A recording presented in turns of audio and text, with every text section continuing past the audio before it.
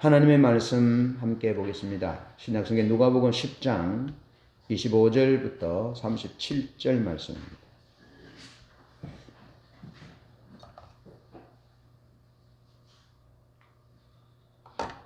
누가복음 10장 25절로 37절 제가 봉독합니다. 어떤 율법 교사가 일어나 예수를 시험하여 이르되 선생님 내가 무엇을 하여야 영생을 얻으리이까? 예수께서 이르시되 율법에 무엇이라 기록되었으며 내가 어떻게 읽느냐? 대답하여 이르되 내 마음을 다하며 목숨을 다하며 힘을 다하며 뜻을 다하여 주 너의 하나님을 사랑하고 또한 내 이웃을 내 자신같이 사랑하라 하였나이다. 예수께서 이르시되 내 대답이 옳도다. 이를 행하라. 그러면 살리라 하시니 그 사람이 자기를 옳게 보이려고 예수께 여짜오되 그러면 내 이웃이 누구니까? 예수께서 대답하여 이르시되 어떤 사람이 예루살렘에서 여리고로 내려가다가 강도를 만나매 강도들이 그 옷을 벗기고 때려 그의 죽은 것을 버리고 갔더라. 마침 한 제사장이 그 길로 내려가다가 그를 보고 피하여 지나가고 또 이와 같이 한 레위인도 그곳에 이르러 그를 보고 피하여 지나가되 어떤 사마리아 사람은 여행하는 중 거기 이르러 그를 보고 불쌍히 여겨 가까이 가서 기름과 포도주를 그 상처에 붓고 싸매고 자기 짐승에 태워 주막으로 데리고 가서 돌보아 주니라. 그 이튿날 그가 주막 주인에게 데나리온 2를 내어주며 이르되 이 사람을 돌보아 주라. 비용이 더 들면 내가 돌아올 때에 갚으리라 하였으니 내 생각에는 이 사람 중에 누가 강도 만난 자의 이웃이 되겠느냐? 이르되 자비를 베푼 자니이다. 예수께서 이르시되 가서 너도 이와 같이 하라 하시니라. 아멘. 여러분, 우리 삶의 모든 열매는 우리들의 중심이 만들어낸 결과물입니다. 사람은 그 숨은 중심이 그 표정과 목소리 등 감정 표현으로 드러나고 또 행동이라는 구체적인 모습으로 보여지게 됩니다. 그러기에 상대방의 말과 행동을 통해서 우리는 그 사람을 알게 됩니다. 따라서 어떤 사람을 알려면 그 중심을 보아야 합니다. 은자 집사님은 어떤 사람이냐? 그 중심을 그 사람이라 일컫는 것입니다. 우리 모두 다 그렇습니다. 사람들은 그 모습을 보고 누구 간다 하는데 그건 피상적인 표현입니다. 진짜 그 사람을 표현하는 것은 그 사람의 중심입니다. 따라서 어떤 사람을 알려면 정확히 알려면 그 사람의 중심을 보아야 합니다. 그래서 우리의 중심이 어떻느냐에 따라서 우리가 어떤 사람이 되는 것입니다. 하나님 중심적인 사람은 하나님을 닮습니다. 이타적인 사람이 되고 섬기는 사람이 되고 친절하며 겸손하고 무엇보다도 사람을 소중히 여기게 됩니다. 그러나 자기 중심적인 사람은 모든 사람과 모든 것이 타자가 됩니다. 모든 사람, 모든 것, 모든 세상은 자기를 위해서 존재하는 부속물에 지나지 않는 것입니다. 자, 오늘 본문은 어떤 율법사가 예수님을 시험하여 어떻게 하면 자신이 영생을 얻게 될지 물어보면서 시작됩니다. 이어서 자기를 옳게 보이려는 의도에서 자신의 이웃이 누구인지를 예수님께 묻습니다. 예수님은 이에 대해서 명료하게 말씀하시면서 우리에게 도전하십니다. 중심의 문제를요.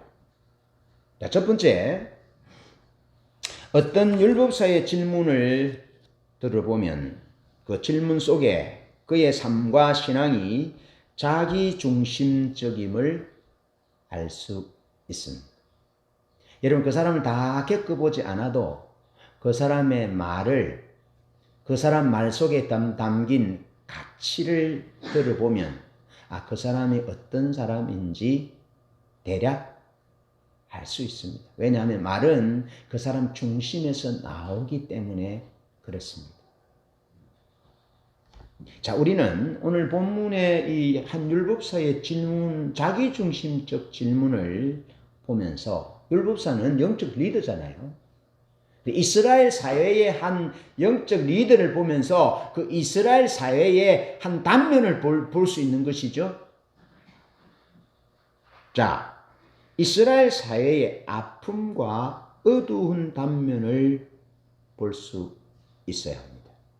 그래, 율법사 성경을 연구해서 성경을 가르치는 이스라엘 사회의 리더의 질문이 이 정도라면 자기중심성에서 자기중심적 실황과 삶에서 나오는 질문이라면 내가 무엇을 해야 영생을 얻겠습니까? 주가 자기입니다. 그리고 내 이웃이 누구입니까? 자기가 주입니다. 극히 자기중심적 이기적 성향을 보이고 있죠. 리더가 그렇다면 그 사회의 모습이 어떠하겠느냐라는 것을 볼 수 있죠. 그러면 그의 가르침을 듣는 백성들은 그 삶이 얼마나 빈핍하고 비참한 삶일까 하는 것을 그려볼 수 있는 것이죠. 여러분, 이 시대의 교회의 모습, 그리스도인의 중심을 돌아봐야 합니다. 몇 주 전에 제가 말씀을 드렸듯이 토인비의 얘기가 기독교의 위기는 세계의 위기다 그랬습니다. 자, 25절 말씀입니다. 율법사의 질문, 예수님께 질문하는데 율법사의 질문의 목적은 불순한 의도입니다. 여러분, 우리가 질문을 할 때 사람을 유익하게 하고 사람들을 세워주고 사람들에게 기회를 주고 사람을 사랑하는, 높여주는 그런 어려운 어떤 진퇴양난의 상황들을 잘 극복할 수 있도록 이렇게 질문해주는 그런 중심이 필요하죠. 그런데 이 율법사의 중심의 질문의 중심 의도는 예수님을 시험하여 예수님을 떠보는 겁니다. 떠보는 거죠. 그것이 질문의 목적입니다. 그러면서 그의 중심은 자기중심적입니다. 질문이 요지가 이것이죠. 선생님, 내가 무엇을 하여야 영생을 얻겠습니까? 정확한 길은 주님, 성경에서 말씀하고 있는 영생의 길이 무엇입니까? 제게 가르쳐 주십시오. 그렇게 물어야 되겠죠. 제가 영생의 길을 제가 따를 수 있도록 주님 제게 가르쳐 주십시오. 영생의 길을 성경에서는 뭐라고 그럽니까? 선생님은 뭐라고 그러십니까? 제가 배우기 원합니다. 이렇게 물어야죠. 그런데 내가 무엇을 하여야 영생을 얻겠느냐? 그리고 영생이 자기 행위에 달려있다는 것이죠. 극히 자기중심적인 그런 질문입니다. 자, 이에 대해서 26절에서 28절인데 예수님께서 율법사에게 다시 묻습니다. 율법에 무엇이라 기록되어 있느냐?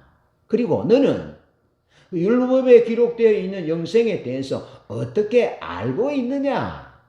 그렇게 다시 물어보십니다. 율법사는 율법사답게 대답합니다.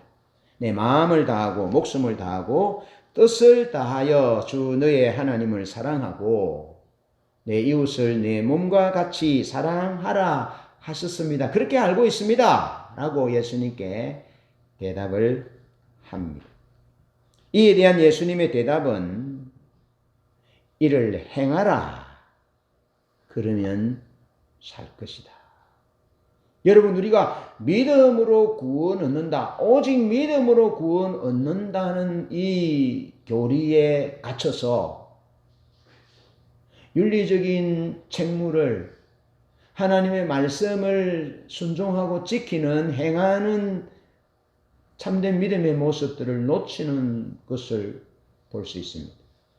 영생은 마음을 다하고 성품을 다하고 뜻을 다하여 주 너의 하나님을 사랑하는 것입니다. 이웃을 내 몸과 같이 사랑하라 그랬습니다 하고 지식적으로 알고 있는 것이 영생 얻는 것이 아니라 하나님이 영생의 말씀을 기준을 행하는 것입니다. 이를 행하라. 네가 알고 있는 대로 마음을 다하고 뜻을 힘을 다하고 뜻을 다하여 주 너의 하나님을 사랑하고 또 내 이웃을 내 몸과 같이 사랑하라. 신앙의 본질이죠. 그렇게 하면 영생 얻게 된다. 영생 얻게 된다. 근데 반대로 그렇게 하지 않으면 어떻게 된단 말입니까? 죽는다. 네가 네 생각으로 구원을 얻었다고 생각하고 네가 하나님을 잘 믿는다고 생각하고 네가 성경을 연구하는 율법사이기 때문에 네가 영생을 얻었다고 생각하는데 네가 이렇게 행하지 않으면 살지 않으면 너는 믿는 것이 아니다. 죽는다.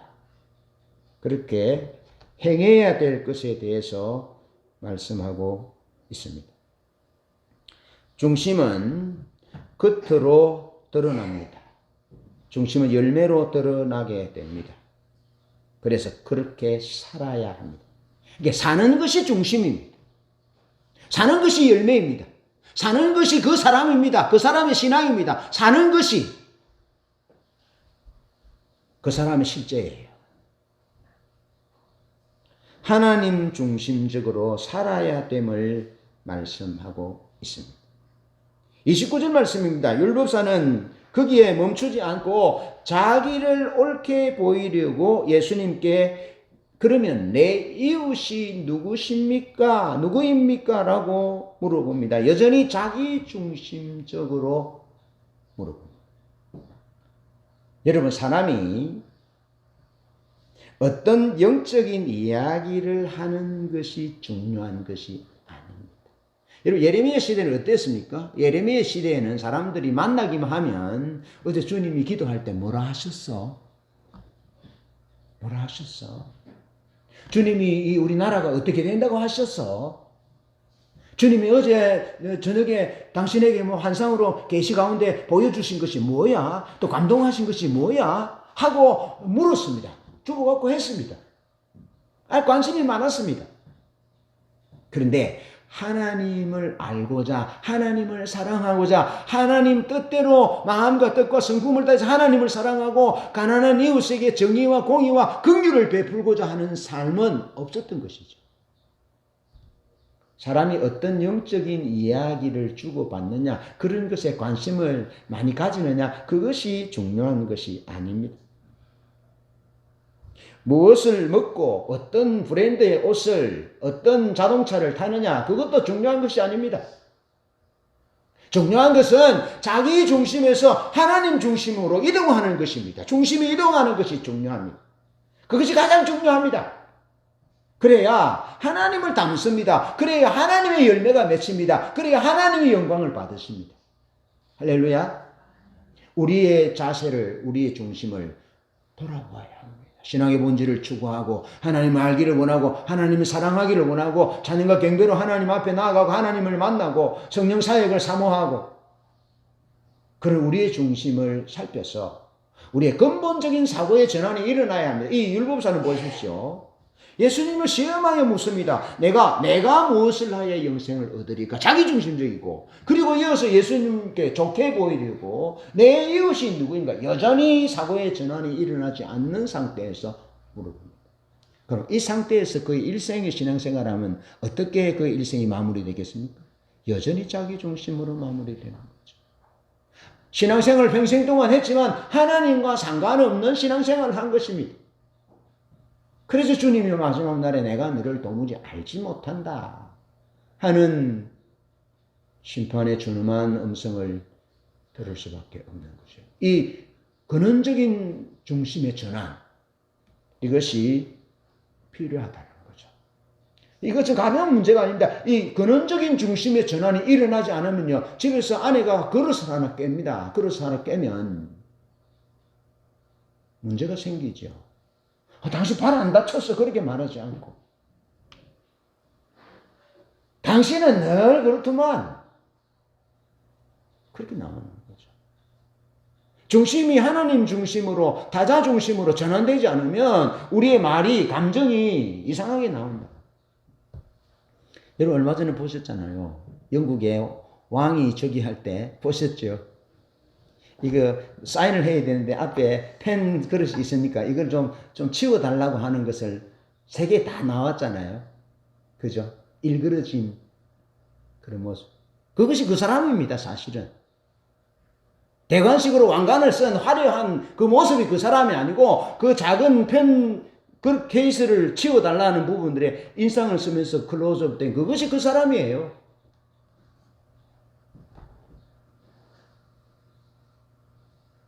다이애나 비를 그렇게 했던 방송을 나가니까 무슨 일이 있을지 몰라서 그렇게 제가 처리합니다. 중심이 전환돼야 합니다. 하나님, 자기 중심에서 하나님 중심으로 전환된 사람은 언제나 타자 중심이에요. 언제나 친절해요. 언제나 섬겨요. 사람을 소중히 여기게 돼 있어요. 자기 중심은 그렇지 않습니다. 그래서 이 자기 중심에서 하나님 중심적인 사고의 전환이 중요한 겁니다. 무슨 얘기를 하고 무슨 옷을 입고 어떤 집에 살고 무슨 음식을 먹고 어떤 브랜드를 가지고 좋아하는지 그게 중요한 것이 아닙니다. 중심이 전환되지 않으면 그는 하나님의 뜻과 상관없는 삶을 살게 되는 거죠. 그래서 율법사의 질문을 보면서 우리 자신이 어떻게 말을 하는지, 어떻게 감정 표현을 하고 감정 처리를 하는지를 돌아보면, 주시에서 보면 우리의 중심이 어디에 있는지 볼 수 있는 거죠. 네. 이 율법사가 참 거룩한 질문을 하지 않고 영생에 대해서 질문합니다. 이웃에 대해서 질문을 참 멋있게 질문합니다. 영적인 얘기처럼 보입니다. 그런데 그거는 자기 중심이기 때문에 하나님 주님과의 뜻과는 상관없는 삶을 사는 거죠. 그래서 근원적인 전환, 중심의 전환이 되어야 된다라고 주님께서 말씀하시는 거죠. 이런 전환이 우리 모두에게 일어나기를 축복합니다. 두 번째로 가장 중요한 문제는 중심의 문제입니다. 중심의 문제입니다. 여러분들이 부부끼리 서로 사랑합니다. 자녀가 사랑합니다. 그런데 어떻게 사랑하느냐라는 거죠. 무엇 때문에 사랑하냐라는 거죠. 중심에서 사랑하느냐, 그의 돈을 사랑해서 그를 사랑하느냐, 그에게 있는 어떤 부수적인 것 때문에 그를 사랑하는지, 아니면 그 사람 존재 자체를 사랑하는지를 물어봐야 합니다. 우리 주님은 우리 존재 자체를 사랑하셨습니다. 우리 있는 모습 그대로 사랑하셨습니다. 우리가 죄인 되었을 때 그리스도께서 우리를 위해서 죽으셨습니다. 그래서 하나님께서 우리에게 대한 자기의 사랑을 확정하셨습니다. 우리가 원수 되었을 때에, 우리가 경건치 않을 때 우리 존재 자체를 사랑하셔서 십자가에 못 박혀 죽으셨습니다. 그래서 중심이 중요한 것입니다. 내 이웃이 누구입니까? 라고 물어보는 율법사의 중심에 대해서 예수님이 하신 대답입니다. 예수님이 그냥 쉽게 말씀하시지 아니하고 한 비유적인 이야기를 말씀합니다. 한 이스라엘 사회에서 흔히 있을 수 있는 그런 사건들에 대한 이야기를 들어서 이 율법사를 가르치고 우리에게 말씀합니다. 30절로 32절 말씀을 보면 어떤 사람이 예루살렘에서 여리고로 내려가다가 강도를 만났다. 여리고는 사해 옆에 있거든요. 사해 옆에 있습니다. 이 사해는 해발 마이너스 200입니다. 예루살렘은 해발 700고지잖아요. 그러니까 1km 정도 차이가 나죠. 그러니까 예루살렘에서 여리고로 가는 길은 내려가는 길이죠. 그래 내려가게 됐다. 그 예루살렘 하면 무엇이 있습니까? 성전이 있죠. 예루살렘 성전에서 하나님께 제사하는 제의적인 행위들이 이루어지는 거죠. 그럼 그 제의를 누가 집도합니까? 제사장이 집도합니다. 제사장이 집도하고 레위인이 성전에서 봉사하여 돕는. 그런데 강도를 만났는데 마침 그 강도를 만나서 강도들이 옷을 벗기고 때려서 거의 죽은 것을 버리고 갔어요. 다 뺏어갔겠죠. 뭐 소유물을 다 뺏어갔고. 그러니까 그렇지 않겠습니까? 이 강도 만난 사람은 자기에게 있는 소유가 일주일분 가족을 먹여 살려야 될 식량을 살 돈이라 생각합시다. 그러면 강도들에게 순순히 내어주겠습니까? 아니면 그 수중에 있는 돈이 대출을 받아서 우리 딸, 우리 아들 등록금 주려고 가져가는 돈인데 이 등록금 안 주면 우리 아들, 딸이 대학을 갈 수 없어요. 그럼 여러분 같으면 순순히 내어놓겠습니까? 그렇게 상상해 볼 수 있겠죠. 그러니까 순순히 그냥 줘버리고 다 뭐 옷까지 다 벗어 줘버리고 손 들면 괜찮을 텐데, 맞아, 죽을 정도로 맞은 거예요. 그래서 다 뺏긴 거죠. 그래서 죽은 사람처럼 버려졌어요. 그런데 예루살렘에서 제의적인 행위를 하고 내려왔겠죠. 제사장이, 마침 한 제사장이 그 길로 내려가다가 그를 보고, 성경은 그렇게 기록합니다. 그를 보고 피하여 지나갔다. 그렇게 말합니다. 피하여 지나갔다. 자, 또 이와 같이 한 레위인도 그곳에 이르러 그를 보고 피해 지나갔다. 그렇게 기록합니다. 여러분, 한번 여쭤보겠습니다. 물어보겠습니다. 제사장과 레위인은 뭐 하는 사람입니까? 제사 드리는 사람들이죠. 그럼 제사는 뭐 하려고 드립니까? 누구를 위해서 제사를 드립니까? 이게 자기의 죄를 가지고 와서 제사 드려주세요 하는 의뢰인을 위해서 제사하는 것 아닙니까? 그러면 제사장과 레위인은 섬기는 사람입니까? 섬김을 받는 사람입니까? 섬기는 사람입니다. 누구를 섬기는 사람입니까? 하나님을 섬기는 사람입니다. 자, 그러면서 또 누구를 섬기는 사람입니까? 사람을 섬기는 사람. 이게 하나님을 섬기면서 사람을 섬기는 것입니다. 그 재물을 가지고 와서 나의 죄를, 속죄제를 드려주세요라고 부탁하는 사람이 없으면 그는 하나님 앞에 제사를 드리지 못합니다. 자기를 위해서 뭐 화목제를 드릴 수 있죠. 그런데 그거면 계속 할 수 없잖아요. 그러니까 섬김을 위해서, 하나님을 섬기고 사람들을 섬기기 위해서 부름받은 사람인데, 그 섬겨야 될 사람은 저기 보입니다. 그런데 보고 피하여 지나가고, 제사장이 레위인도 보고 피하여 지나갔다. 그렇게 성경은 기록하고 있습니다. 섬김을 위한 소명을 망각하는, 감당하지 못하는 모습을 우리에게 보여줍니다. 여러분, 사람은 직위와 직책, 소유보다 더 중요한 것이 있습니다. 사람은 자신의 종교적인 신념 혹은 지금 자기가 당장 해야 하는 행동의 이론적인 근거보다 더 중요한 것이 있습니다. 여러분, 잘 기억하셔야 됩니다. 종교적인 신념보다 중요한 것이 있습니다.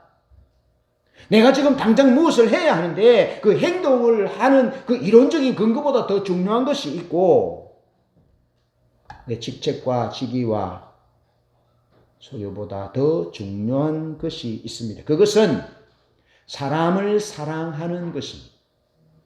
그것은 지금 당장 죽어가는 저 사람을 살려내는 것입니다. 물에 빠진 사람을 살려내는 것입니다. 내 가던 길을 멈추고 내가 하는 행동들을 멈추고 지금 물에 빠져 죽어가는 저 사람에게 구명보트를 던져서 살려내는 것입니다. 허리띠를 불어서 던져서 건져내는 것입니다. 그것이 가장 중요한 것입니다.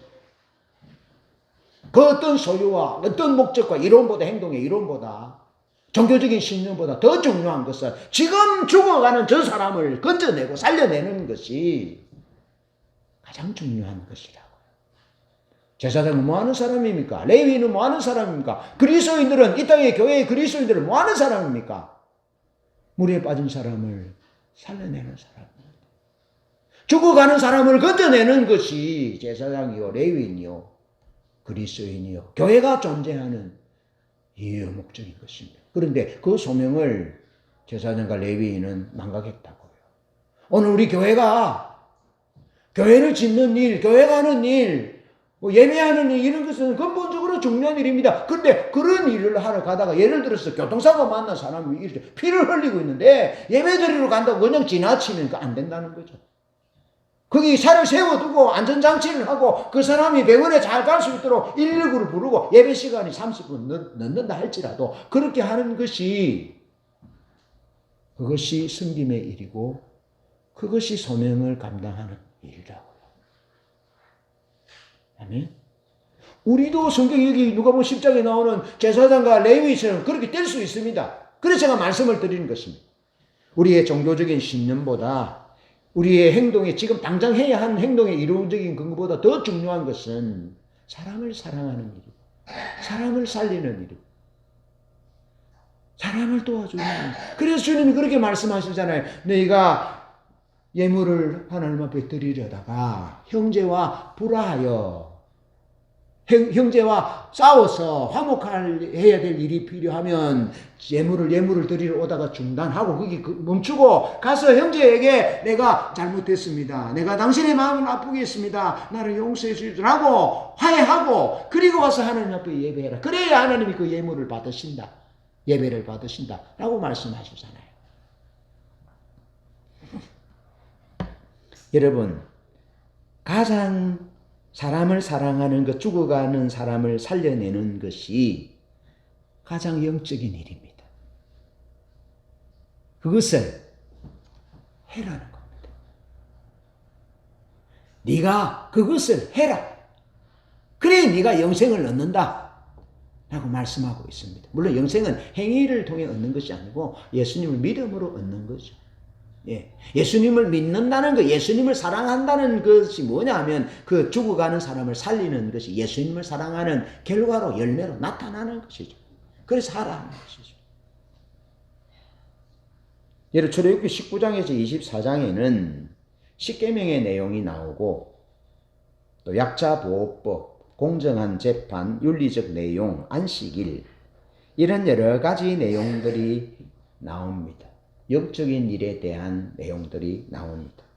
그런데 그 내용은 이스라엘 백성이 어떻게 하나님의 백성이 되는지에 대한 중요한 통찰을 제공해 줍니다. 자, 하나님은 자기 백성이 기괴하고 비역사적인 방법으로 살도록 부르지 않았습니다. 그러니까 우리가 이 세상의 역사 속에 사는데 마치 저 뜬구름 구름 위에 사는 그 같은 생각을 하고 사고를 하고 행동을 하는 그런 삶으로 우리를 부르지 않았다는 것입니다. 일반 사람들이 생각할 수 있는 상식이 통할 수 있는 그런 상식 범위 밖에서의 행동을 하도록 우리를 부른 것이 아니고 사람들이 아파하면 눈물을 흘릴 줄 알고 사람들이 기뻐하면 박수 좀 쳐줄 줄 알고 배고픈 자가 있으면 같이 밥을 먹을 줄 알고 이웃이 있고 왕래가 있고 이런 삶을 하나님이 원하는 거죠.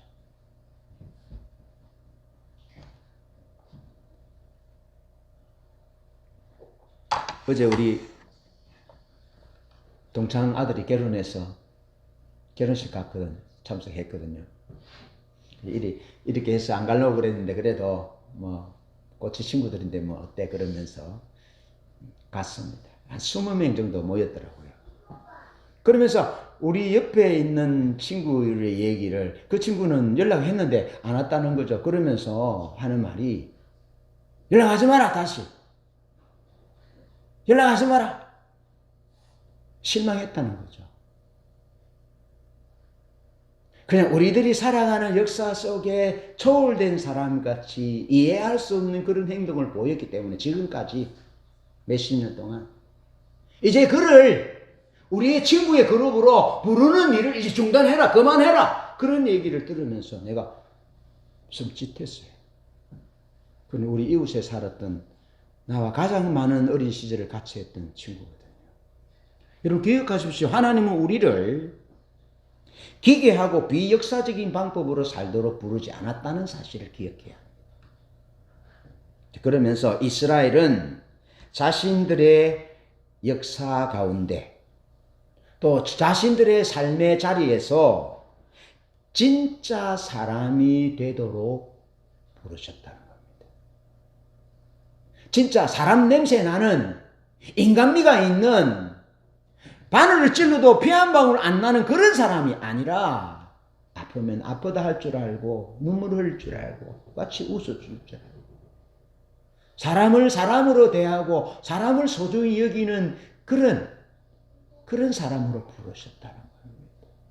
산신령 같은 그런 존재가 아니라. 근데 그리스도인들이 여러분 예수 믿어 구원 얻었다는 이유 때문에 세상과 벽을 쌓고 단절시키고 이원화시켜서 저는 지옥 갈 사람들 그러면서 상종할 가치가 없다고 하는 이스라엘 백성들이 사마리아 사람들을 이방인을 바라보았던 그런 관점을 가진 그리스도인들이 얼마나 많은지 모릅니다. 그래서 예수 믿는 사람들 좋아 안 해요. 좋아 안 해요. 그런데 진짜 예수님은 참 멋있는 분이 있었잖아요. 예? 가난하고 병든 자의 세리와 죄인의 친구였던 분. 예? 주님 미워한 사람 없어요. 다 주님 사랑했어요. 엄흉한 자기 이익 때문에 대제사장을 비롯한 정치 지도자들이 자기 목적 때문에 예수님을 십자가에 못 박아 죽도록 했지 실제로 예수님을 다 좋아했어요. 진짜 사람인 거죠. 예수님은 진짜 사람. 진짜 사람이면서 진짜 하나님이 예수님이시잖아요. 베르데오 베르. 참 사람이며 참 하나님이며 참 사람이 예수님이셨다고. 그분이 우리 주님이라고. 그리고 우리로 하여금 그 참 사람, 진짜 사람이 되도록 주님이 우리를 부르셨다라는 겁니다. 예를 들어 볼게요. 고대 근동에도 이 이스라엘 율법 같은 법이 있습니다. 히타이트의 봉신조약이나 이런 거 보면 이 성경의 율법의 내용하고 거의 비슷한 유사한 내용들이 많습니다. 예. 고대 근동의 법은 사람보다 재산을 귀하게 여겼습니다. 여러분, 살인이 무거운 중죄일까요? 도둑질이 중죄일까요? 살인이 중죄죠. 그런데 고대 근동의 법에서는 살인보다는 도둑질에 대해서 더 중한 체벌을 했다. 그럼 고대 근동 사람들이 사람을 소중히 여기겠단 말입니까? 재물을 소중히 여겼다는 말입니까? 재물을 사람보다 더 소중히 여겼다는 거죠. 그것이 고대 근동 사회의 관습이에요. 고대 근동 사회의 관습. 네. 자, 그런데 이스라엘의 율법은 하나님의 말씀은 하나님의 백성들에게 주신 하나님의 말씀 율법은 항상 소유보다 사람의 가치를 우위에 둡니다. 왜 그럴까요? 사람만이 하나님의 형상대로 지음받은 존재이기 때문에 그렇습니다. 그래서 생육하고 번성하고 정복하고 다스리라 말씀하셨는데 생육하고 번성하고 정복하여 다스림의 대상은 피조물이요. 사람은 절대로 다스림의 대상이 아님을 말씀하고 있습니다. 그런데 나라가 무너질 때, 이스라엘이 무너질 때 사람을 다스림의 대상의 범주 안에 두었을 때에 나라가 멸망됩니다. 아시리아 제국 왜 멸망합니까? 바벨론 제국 왜 멸망합니까? 로마 제국 왜 멸망합니까? 사람을 다스림의 대상으로 두었던 제국들입니다. 사람은 하나님의 형상대로 지음받은 존재이기 때문에 사랑하고 섬기고 돌보아야 될 대상입니다. 그래서 함께 하나님의 문화를 만들고 함께 하나님의 역사를 만들어가는 그런 아름다운 세상을 만드는 것이 하나님이 지으신 사람의 목적이. 그런데 사람을 다스리잖아요. 왜 하나님이 애굽을 심판하고 출애굽 이스라엘 백성들을 애굽에서 건져냅니까? 그 사람을 다스리니까. 사람을 종으로 생각하니까. 소유보다 물질보다 사람을 더 하찮게 여기니까. 그러니까 하나님이 10가지 재앙을 내리시고 뽑아내신 거죠. 구원받은 이스라엘도 마찬가지입니다. 사람을 소유보다 더 가치 있게 여기고 소유를 사람보다 더 가치 있게 여기고 사람을 다스림의 대상으로 통치할 때 멸망받은 거죠. 아브라함을 하나님 왜 갈대우르에서 부릅니까? 사람의 신이 되어서 사람의 왕이 돼서 전제군주적으로 사람을 통치하고 다스리니까, 사람을 노예 삼고 죽이고 빼앗으니까, 재물보다 소유보다 더 하찮게 여기니까 하나님이 그곳에서는 하나님의 나라를 건설할 수 없다. 그래서 아브라함을 갈대우르에서 불러낸 것이죠.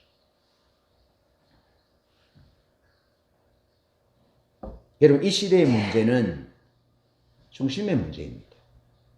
사람의 중심에 사람보다 돈을, 진실한 삶보다는 성공을, 소유를 더 가치 있게, 사람보다 더 가치 있게 여기는 것이 이 사회의 아픔이고 이 사회의 문제라는 것입니다.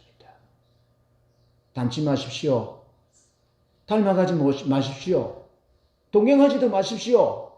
우리는 처음도 끝도 언제나 소유보다 사람을 소중히 여기는 하나님의 형상대로 지음받은 존재이기 때문에 사람을 소중히 여기는, 그래서 남편이 아내를 통치할 수 없습니다. 아내도 남편을 통치할 수 없습니다. 조정할 수 없습니다.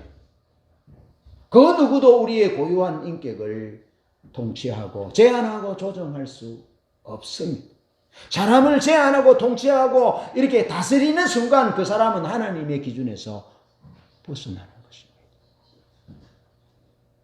돈보다 성공보다 소유보다 사람을 더 가치 있게 여기는, 중심으로부터 하나님 뜻 안에 하나님 말씀대로 진짜 사람이 되는 그런 은혜가 있기를 축복합니다. 마지막으로 사람을 불쌍히 여기는 중심이 중요합니다. 자, 사랑은 여기에서 출발하고 사람을 불쌍히 여기는 것에서부터 출발하고 여기서 불쌍히 여기는 것에서 사랑은 완성됩니다. 33절에 보면 이제 강도 만나서 매 맞고 헐벗고 벗기고 때려 죽게 된 것을 버리고 갔는데 한 제사장도 레위인도 보고 피하여 지나갔다 그랬는데, 어떤 사마리아 사람은 여행하는 중에 그 사람을 보고 불쌍히 여겼다 그렇게 말합니다. 불쌍히 여기는 마음은 예수님의 마음입니다. 예수님의 마음. 누가복음 7장 13절에 보면 예수님이 나인성 과부를 보시고 불쌍히 여겼다 그렇게 말씀하고 있습니다. 나인성 과부가 외아들이 죽어서 장례를 지냅니다. 장례가 나갑니다. 그때 예수님께서 나인성 과부의 그 과부를 보시고 불쌍히 여기셔서 그 상녀의 손을 대시면서 나인성 과부의 아들을 살려주신 내용이 누가복음 7장 13절에 나옵니다. 그 앞부분은 누가복음 7장 1절로 10절에 예수님이 가버나움에서 백부장의 사랑하는 종을 고쳐주셨습니다. 가버나움에서 백부장의 사랑하는 종을 고친 다음에 바로 나인성으로 예수님이 가셨어요. 그래서 나인성 과부의 죽음은 가버나움에서 백부장이 사랑하는 하인을 고친 후에 본문이 이어지고 있습니다. 여러분, 나인성은 가버나움에서 40km 떨어진 곳입니다. 그러니까 걸어서 가면 8시간 남짓 걸리는 거리입니다. 제 고향이 여기까지 거의 거리입니다. 그러니까 하루 종일 가야 합니다. 걸어가려면 쉽게 말하면 하루 종일 걸어가야 할 거리를 예수님이 가버나움에서 하루 종일 걸어서서 40km 남짓 걸어서 나인이라는 성에 가셨습니다. 여러분, 유대인의 장례법은 사람이 죽으면 그날 장례했습니다. 그날. 왜요? 너무 날씨가 덥기 때문에 부패하는 거죠. 냄새 나니까 그날 그냥 묻는 거죠. 그냥. 그럼 한번 보십시오. 예수님이 가버나움에서 나인까지 40km인데 8시간 넘게 걸어야 되는데, 예를 들어서 아침 일찍 이 나인성 과부 아들이 8시에 죽었다 하면 몇 시간 8시간 걸었으니까 예수님이 아침 일찍 출발해서 8시간 만에 도착했으니까 상류가 지나갈 때 예수님 도착하셨잖아요. 여러분, 예수님은 그 아들이 죽은 직후에 출발했을 수도 있고 그 아들이 병들어서 신음하고 죽기 전에 죽을 것을 내다보시고 가버나움에서 출발하셨을 수도 있습니다. 중요한 것은 예수님이 나인성에 사는 한 과부에게 남편도 죽었어요. 아들도 외아들이에요. 그런데 이 외아들이 죽고 나면 그 당할 그 아픔, 상실한 마음, 슬픔을 주님께서 미리 내다보시고 그 여인을 치료하시기 위하고 위로하시기 위해서 그 여인의 아들 독자를 살려주시기 위해서 나인성 과부의 집을 향하여 예수님이 미리 출발하고 계시는 모습입니다. 이신론자, 자연신론주의자들은 그랬잖아요. 하나님은 우리와 역사와는 상관없다. 천지만물을 지으신 다음에 자연과학에 맡겨두시면서 수수방관하고 계신다라고 얘기하는데 그렇지 않습니다. 하나님은 지금도 일하신 분이고 지금도 살아계신 분이고 지금도 예수님은 우리의 역사를 소중히 여기고 우리 삶의 자리마다 관심을 가지면서 우리의 슬픔을 간과하시는 분이 아닙니다. 우리의 슬픔과 우리의 아픔과 우리의 눈물과 우리의 괴로움을 보시면서 미리 내다보시고는 나인성을 향하여 8시간, 10시간을 걸어서 나인성 과부의 아들을 살려주시는 분이 우리 구주 예수 그리스도이시고 그분은 우리를 살리기 위해서 하늘 보좌의 영광을 버리시고 이 땅에 사람이 되셔서 친히 이 땅에 오셔서 십자가에 못 박혀 죽으심으로 피 흘려 물 흘려 생명 뿌려 우리를 위해 죽으시고 우리의 구주가 되셔서 우리의 죄와 우리의 허물을 사하시고 깨끗이 씻으시고 죽은 지 사흘 만에 부활하셔서 우리의 부활의 소망이 첫 열매가 되셔서 우리도 부활할 수 있다라는 믿음을 주시고 하나님 나라의 영생과 하나님 나라의 부활의 생명을 앞당겨 우리에게 주신 그분이 우리 구주 예수 그리스도이시다라는 것입니다. 여러분 13절에 과부를 불쌍히 여기셨다. 그래서 그 슬픔을 위로하셨는데 이 불쌍히 여긴다라는 헬라 말은 스플랑크니조마이라는 것입니다. 스플랑크니조마이. 예. 이 말은 창자가 뒤틀리는 아픔. 창자가 뒤틀리는. 여러분 우리가 그 밥을 먹으면서 이게 고기 먹고 하다가 뭐 좀 고추를 좀 매운 고추를 먹든지 아니면 생마늘을 먹든지 양파를 먹으면 어때요? 여기 아플 때도 있는데 여기 안에 아플 때 있잖아요. 그죠? 그러면 어떻습니까? 예. 이래갖고 해결이 되던가요? 뭐 물 한 잔 마셔도 되던가요? 그것이 어떻습니까? 이게 진통이 묵직하게 오랫도록 오잖아요. 장염이 걸리거나 하면 어떻습니까? 그 아픔은 표현할 수 없잖아요. 스플랑크니조마이. 주님이 나인성 과부를 불쌍히 여겼다는 말은 창자가 뒤틀리는 온몸이 전율할 수 있는 그런 고통을 느끼고 그렇게 주님이 그 여인을 불쌍히 여기셨다는 겁니다.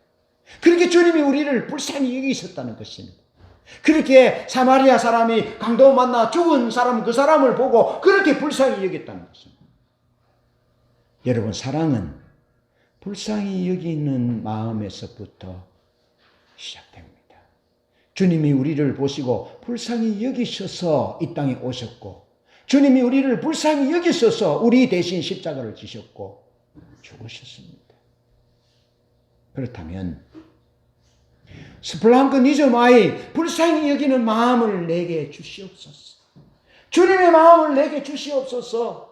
사마리아인이라고 인간 이하의 취급을 받던 그 사람 마음에 하나님의 마음 스플랑크니조마이 불쌍히 여기는 사람을 불쌍히 여기는 그 마음이 있어서 예수님처럼 살았어요.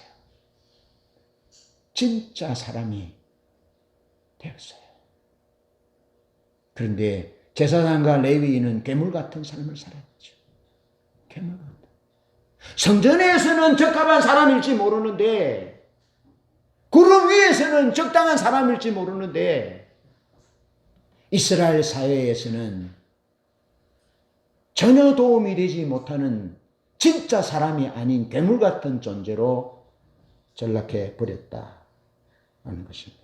이름 없는 사마리아 사람만이 하나님의 마음, 예수님의 마음을 가지고 강도 만난 자의 아픔을 보고 그를 불쌍히 여기셨다라는 겁니다. 주님은 성경을 연구하고 가르치는 한 율법사의 중심의 문제를 다루시며 전곡을 찌르십니다. 우리의 전곡이 찔림받기를 바랍니다. 나의 이웃이 누구입니까? 라고 질문한 한 율법사의 질문은 비정상적인 질문이고 자기중심적인 질문이고 비성경적인 질문입니다. 자, 예수님 시대의 이웃이란 신앙의 동료, 자기가 정해둔 신앙의 동료, 자기에게 삶에 도움을 줄 수 있을 만한 사람, 정치적인 동지, 여당의 사람들끼리만, 야당의 사람들끼리만, 어느 지역은 어느 지역 사람들끼리만 그런 정치적인 동료, 정당 동지, 종교적인 동지, 그렇게 이웃을 그렇게 경계로 딱 정해놨다는 겁니다. 알겠죠? 딱 경계를 정해놓은 겁니다. 그러니까 제사장도 레위인도 지나간 이유가 자기가 정해놓은 이웃이라는 경계 때문에 강도 만난 이웃을 도와줄 수 없는 그런 현상이 나타난 거죠. 자기가 정해놓은 이웃이라는 범주 밖의 사람이니까 강도 만났으면 죽든지 상관없는 거죠. 그래 지나가 버린 겁니다. 그러니까 당시 이스라엘 사회의 관념으로는 그냥 정상적인 행동인 거죠. 정상적인. 여러분, 그런데 하나님 나라의 관점 보면 이 정상적입니까? 정상이지 않는 거죠. 자, 이 제한된 이웃의 개념이 위험한 경계선 때문에 다른 사람의 곤궁을 간과하거나 그것을 보고도 못 본 채 지나가 버리는 위험에 빠졌던 사회가 이스라엘 사회였던 것입니다. 그래서 예수님이 세리와 죄인의 친구로다. 그렇게 예수님을 손가락질하고 욕했던 것입니다. 주님은 자기중심적 율법사의 잘못된 이웃의 범주, 이웃의 정의를 하나님 중심이요 타자 중심으로 전환하여 질문하십니다. 율법사는 내 이웃이 누구입니까? 라고 물었을 때 주님은 저 강도 만난 사람의 이웃이 누가 이웃이 되어 주었느냐? 실제로 도움을 받고 강도 만나고 비판, 자기가 섞어놓은 이웃의 경계선 밖에 있는 사람의 이웃이 누가 되어 주어야 되었느냐? 그렇게 말씀합니다. 제사장도 레위인도 그 강도 만난 자의 이웃이 되어 줄 수 없었죠. 그들이 그어놓은 경계선 때문에. 그런데 사마리아인은 강도 만난 자의 이웃이 되어 주었던 거죠. 그래서 주님이 너도 가서 이와 같이 하라. 누가 너의 이웃이냐를 묻지 말고 네가 누구의 이웃이 되어줄 것인지, 네가 진실로 네 경계선 밖에 있는 사람들, 고통당하는 사람 내 이웃이 되어줄 수 있는지, 그리고 사마리아 사람처럼 네가 그렇게 그 강도 만난 사람, 고통당한 자, 어려운 자, 구원이 필요한 자의 이웃이 되어서 그들에게 사랑을 실천할 것을 주님이 말씀하고 우리에게 그것을 말씀해 주고 있습니다. 여러분, 인간의 근본적인 소명은 사람을 소중히 여기며 사람을 사랑하고 섬기고 돌보는 것입니다. 이것이 하나님을 닮는 일입니다. 은혜가 있기를 축복합니다. 찬양하겠습니다.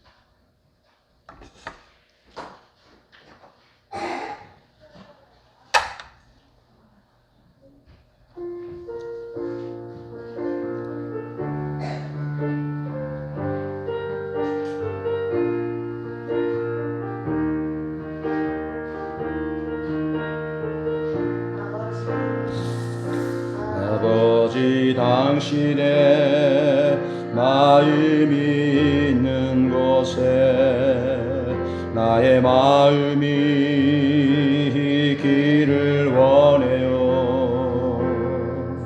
아버지 당신의 눈물이 고인 곳에 나의 눈물이 고이길 원해요. 아버지 당신이 바라보는 영혼에게 나의 들이 향하길 원해요.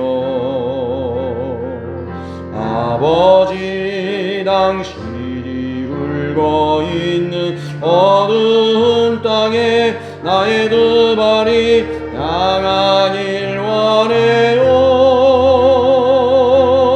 나의 마음이 아버지의 마음 알아. 내 모든 뜻 아버지의 뜻이 될 수 있기를 나의 온 몸이 아버지의 마음 알아. 내 모든 삶 당신의 삶 되기를. 아버지 당신의 마음이 있는 곳에 나의 마음이 있기를 원해요. 아버지 당신이 울고 있는데 나의 눈물이 고이길 원해요.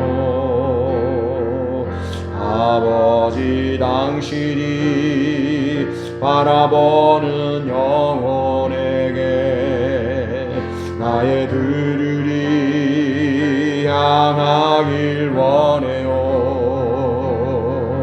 아버지 당신이 울고 있는 어두운 땅에 나의 두 발이 향하길 원해요.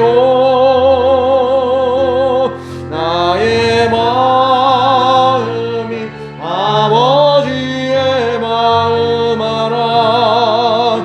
내 모든 뜻 아버지의 뜻이 될 수 있기를 나의 온 몸이 아버지의 마음 알아. 내 모든 삶 당신의 삶 되기를. 나의 마음이 아버지의 마음 알아. 내 모든 뜻 아버지의 뜻이 될 수 있기를 나의 온 몸이 아버지의 마음 알아. 내 모든 삶 당신의 삶 되기를.